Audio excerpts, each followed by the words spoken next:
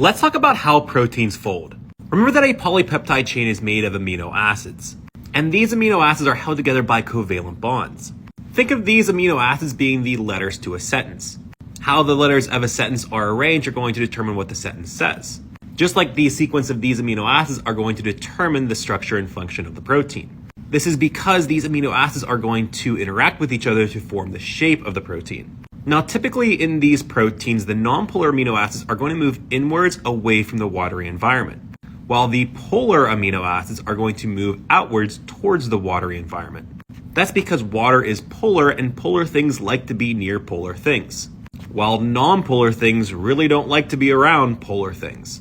So what happens is the nonpolar amino acids are going to move inwards towards the middle of the protein.